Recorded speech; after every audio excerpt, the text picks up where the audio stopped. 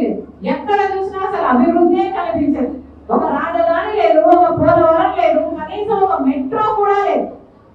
అసలు చిన్న చిన్న రాష్ట్రాలలో కూడా ఈరోజు మెట్రోలు ఉన్నాయి, కానీ మన విజయవాడలో లేదు, మన రాష్ట్రంలో లేదు. ఎక్కడా కూడా ఒక్క మెట్రో కూడా లేని రాష్ట్రం మన రాష్ట్రం.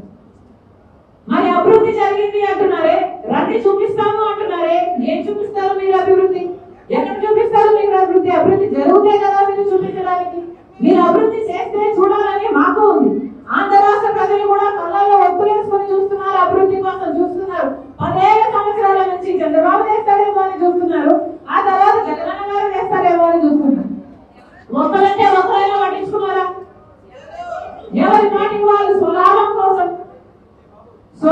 కోసం ప్రజల ప్రయోజనాలను తాకట్టు పెట్టారు బీజేపీ పార్టీ. కేంద్రంలో అధికారంలో ఉంది, కానీ రాష్ట్రంలో మాత్రం ఒక్క ఎమ్మెల్యే సీటును కూడా ఆంధ్ర రాష్ట్ర ప్రజలు బీజేపీ పార్టీకి ఇవ్వలేదు. మన రాష్ట్రంలో ఒక్క ఎంపీ సీటును కూడా రాష్ట్ర ప్రజలు బీజేపీకి ఇవ్వలేదు.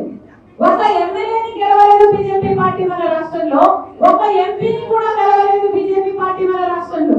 అయినా కూడా మన రాష్ట్రం మొత్తం బీజేపీ వశమైపోయింది, కైవసమైపోయింది. వాళ్ళే తాకట్టు పెట్టారు.